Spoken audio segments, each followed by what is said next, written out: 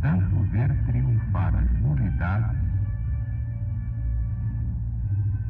de tanto ver prosperar a desonra, de tanto ver crescer a injustiça, de tanto ver agigantarem-se os poderes nas mãos dos maus, o homem chega a desanimar-se da virtude, a rir-se da honra, a ter vergonha de ser honesto.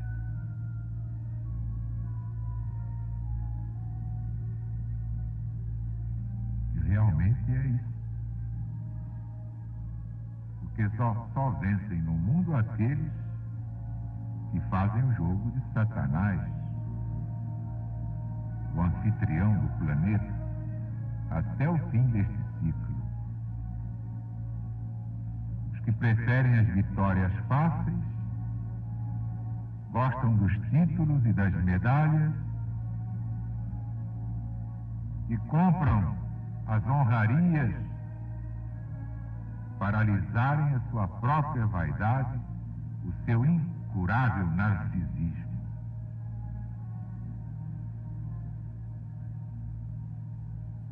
Mas Jesus deixou a lei no seu Evangelho. Buscai primeiro o reino de Deus e sua justiça, e todas as coisas materiais recebereis como acréscimo da graça de Deus. Os homens inverteram a lei. Eles primeiro buscam as coisas materiais. Quando houver tempo, pensarão no reino de Deus. Então, esse povo vive de cabeça para baixo plantando bananeira. É assim que ele anda, de pés para cima. Quem governa o corpo são os pés. A cabeça está lá embaixo.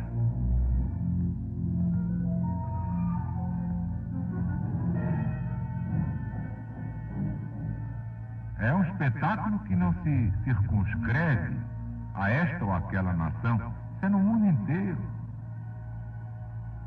A humanidade prefere a inteligência nos pés, porque a inteligência na cabeça consome muita noite de estudo, e ninguém quer estudar, quer vagabundagem.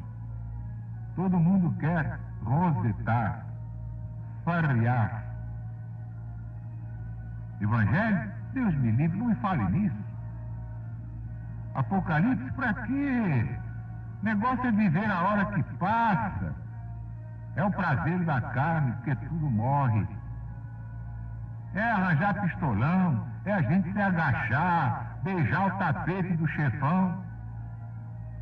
É perder a vergonha, perder a moral, perder o caráter, mas subir na vida. Entendeu, bicho? Estica o bicho. Entendeu, bicho? É a bicharada mandando no mundo. Mas até quando? Até daqui a pouco. Porque tudo isso vai ser dizimado, vai ser ceifado. E realmente o homem passará a dar de cabeça para cima, de pés no chão. O bípede vai voltar a colocar o reino de Deus no primeiro plano. Então, nunca mais triunfarão as nulidades. A desonra não poderá mais prosperar. Ninguém vai ver crescer a injustiça no mundo. Não se agigantarão os poderes nas mãos dos maus. O homem jamais desanimará da sua virtude. Jamais poderá rir da honra. Jamais terá vergonha de ter caráter, de ser honesto. Que só Deus prevalece. Satanás daqui a pouco estará destroçado. Ele e toda a sua corte.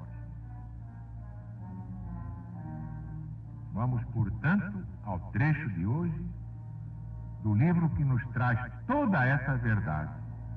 O Apocalipse de Jesus segundo São João.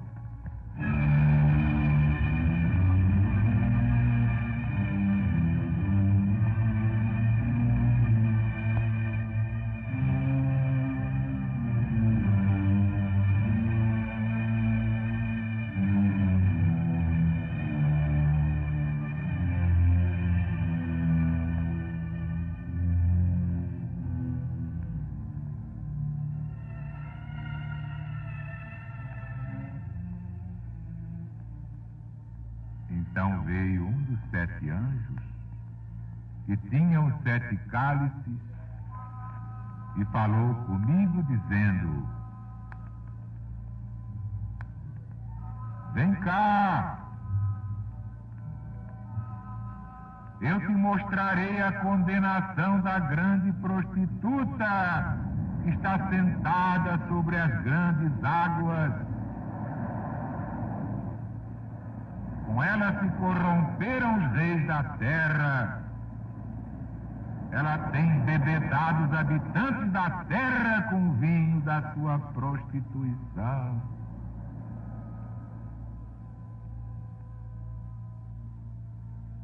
Depois me arrebatou o espírito ao deserto e vi uma mulher sentada sobre uma besta de cor de escarlata, cheia de nomes de blasfêmias, e tinha 7 cabeças e 10 chifres. E a mulher estava cercada de púrpura e de escarlata, e adornada de ouro e de pedras preciosas e de pérolas, e tinha uma taça de ouro na sua mão, cheia de abominação, cheia da imundície da sua torpeza.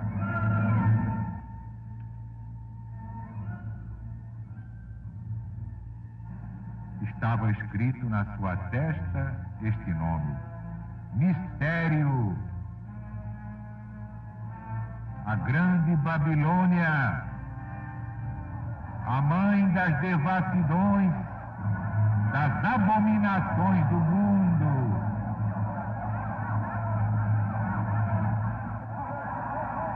E eu vi essa mulher embebedada do sangue dos santos, do sangue dos mártires de Jesus. E quando a vi, fiquei espantado, com grande admiração. Então me disse o anjo: por que te admiras? Eu te direi o mistério da mulher e da besta que leva, e que tem 7 cabeças e 10 chifres. A besta que tu viste era e já não é. E ela há de subir ao abismo e há de ser precipitada na perdição. E os habitantes do mundo, cujos nomes não estão escritos no livro da vida, desde o princípio da terra, se encherão de pasmo quando virem a besta que era e já não é. Isto tem sentido e tem sabedoria. As 7 cabeças são 7 montes, sobre as quais a mulher está sentada. São também 7 reis. Morreram 5. Ainda resta um. O outro ainda não veio. Mas quando ele vier, convém que dure pouco tempo.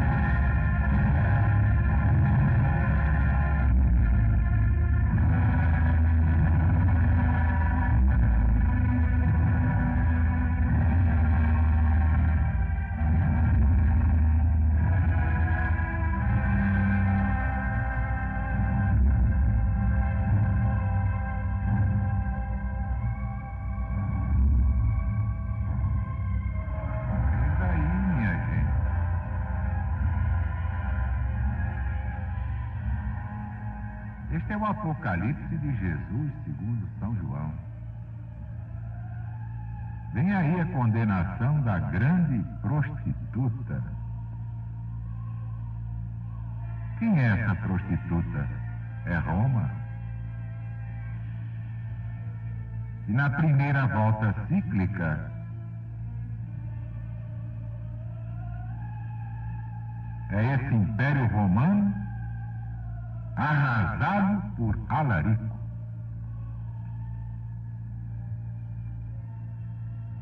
E vi uma mulher sentada sobre uma besta de cor de escarlata. Bem, a cor de escarlata, todos veem logo que é a cor do império e dos imperadores, e ao mesmo tempo significa o sangue, as crueldades. São João revela claramente que a besta e a mulher no seu fundo são a mesma coisa. E que uma e outra é Roma com o seu império. Por isso a besta é representada como a que tem os 7 montes. E a mulher é a grande cidade que domina sobre os reis da terra. Portanto, uma e outra é Roma. Mas a mulher é mais própria para significar prostituição, que nas Escrituras forma o caráter da idolatria. Cheia de nomes de blasfêmias. A besta é que estava cheia desses nomes, como se vê no grego. Também se vê na combinação do que da mesma besta João disse no capítulo 13º. Estes nomes de blasfêmia eram os títulos que por todo o império se davam a Roma. Até lhe chamavam Urbs Eterna, isto é, a cidade eterna, como se houvesse alguma coisa eterna aqui embaixo, de construção material. Mas dedicavam a Urbs Eterna templos e medalhas com inscrição. Vejam a pretensão, por favor. Dea Roma, a deusa Roma. É muita pretensão, puxa vida. E a mulher estava cercada de púrpura. A cor do vestido está designando Roma, seus magistrados, seus imperadores, que se distinguiam exatamente pela púrpura. O ouro e as pedras preciosas de que estava ornada são os sinais da sua vaidade, atrativos do amor impuro que ela queria inspirar. O vaso de ouro na mão é o mesmo de que fala o profeta Jeremias, no Velho Testamento. Ele diz, no capítulo 51, Babilônia é um copo de ouro que embebeda toda a terra. Todas as nações beberam do seu vinho, por isso ficaram embriagadas. Por este vinho de Babilônia se deve entender os erros e os vícios com que ela empeçonhou o mundo inteiro. Estava escrito na sua testa este nome, mistério. É como se ele dissesse, aqui está uma personagem mística, debaixo do nome de Babilônia, Roma. Este é o sentido mais natural. Mas também se pode entender de outro modo, isto é, que a prostituta tinha escrito na testa o nome mistério como um rótulo a significar que aquela personagem tinha seus mistérios na sua religião. Mysterium Esse.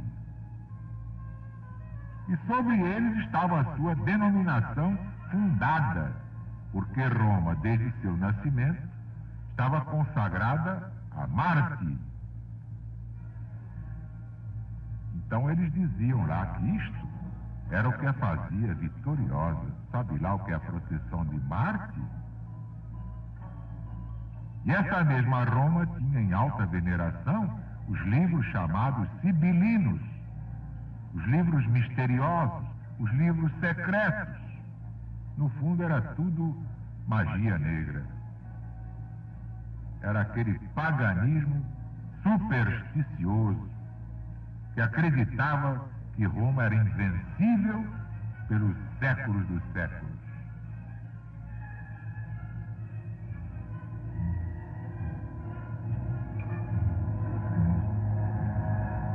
A grande Babilônia. Babilônia, na Escritura, é a terra das falsidades.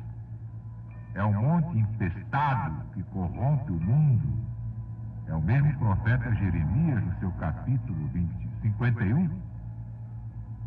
E em outros capítulos, como 25, 47, os seus ídolos, seus encantamentos, seus malefícios, suas adivinhações, estão apontados em todos os profetas, mas particularmente no profeta Isaías, capítulo 47, versículos 9 a 12. Daqui vocês podem ver com quanta razão o evangelista profeta nos representa Roma debaixo do nome de Babilônia, porque tinha todos os seus caracteres de prostituição, que começa na idolatria.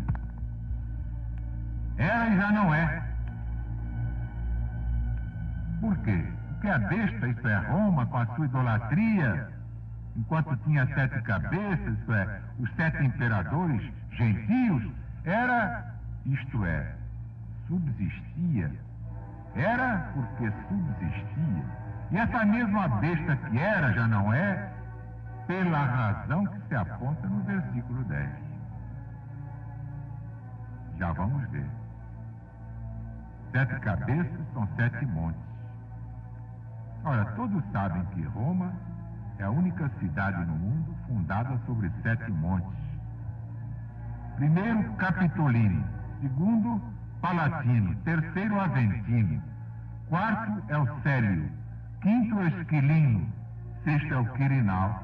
Sétimo é o Viminal.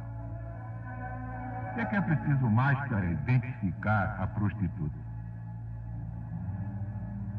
Também são 7 reis, sim, como já vimos no capítulo 13. 7 imperadores que fizeram a perseguição aos cristãos. Aurélio Diocleciano, Maximiano Hercúleo, Galério Maximiano, Constâncio Cloro, Maxêncio, Maximínio e Licínio, dos quais morreram, isto é, ao pé da letra, caíram sim. Estes foram Aurélio Diocleciano, Maximiano Hercúleo, Galério Maximiano, Constâncio Cloro e Maxêncio. Mortos todos entre o ano 303, em que começou a perseguição, e o ano 312, em que Maxêncio foi derrotado por Constantino, e a cruz ereta no meio de Roma por esse príncipe vitorioso. Morreram 5, resta ainda um, o outro ainda não veio. Quando ele vier, convém que dure pouco tempo. Resta ainda um, sim, era Maximino. Sobreviveu aos 5. O outro ainda não veio, e este era Licínio, o qual, sim, já era imperador desde o ano 307, mas não tinha ainda tomado o caráter que lhe é próprio nesta profecia de ter exercitado particularmente, depois de todos os outros, uma perseguição de que somente ele foi o autor contra os cristãos. Então, portanto, e no primeiro tempo que São João aqui olha, isto é, no tempo de Constantino, Maximino e Licínio estavam cumprindo a sua missão. O mesmo Licínio, tão longe do caráter particular do perseguidor. Aí, pelo contrário, concordava com Constantino e os editos que saíam a favor dos cristãos saíam de comum acordo entre os dois príncipes. Basta ver Lactâncio, que é a voz da história, Eusébio, outra voz da história. Longe de ser perseguidor, foi Licínio, por esse tempo, honrado com a aparição de um anjo. A oração que este bem-aventurado Espírito lhe ditou para invocar o verdadeiro Deus foi publicada em todo o exército. E a esse mesmo Deus, Licínio, deu as graças em Nicomédia pela vitória que fizeram alcançar de Maximino. E neste estado permaneceu Licínio todo o tempo que Maximino durou este mundo, continuando a perseguição que foi até o ano 313. E quando ele vier, convém que dure pouco tempo. Por quê? Vejam que a força da profecia exatamente aconteceu isso. Foi o que aconteceu ao pé da letra. Licínio, depois de favorecer por tantos anos e por tantos modos o cristianismo, tomou enfim o caráter de perseguidor no ano 319. Mas a sua perseguição não durou senão 4 anos, porque parou em 323, quando, derrotado por Constantino na batalha de Cíbales, morreu pouco depois estrangulado em Tessalônica. Tempo que São João podia chamar pouco tempo. Importa que dure pouco tempo. Pouco tempo em comparação ao muito que durou a perseguição de Diocleciano. Mas o que é que vemos aí?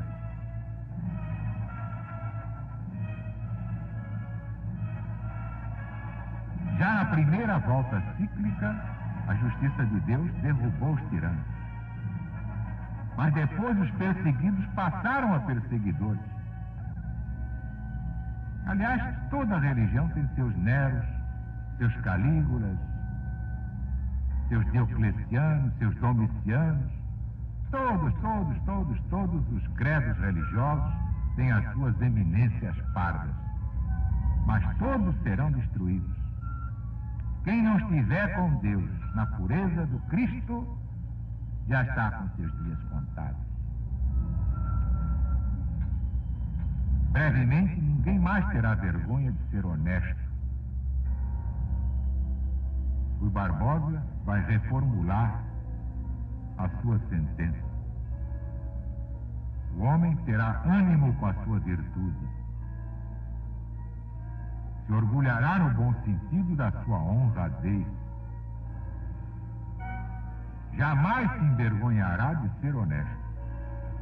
E esses são os que estão com Deus, têm a bênção de Deus e reinarão sobre todas as nações. Viva Jesus!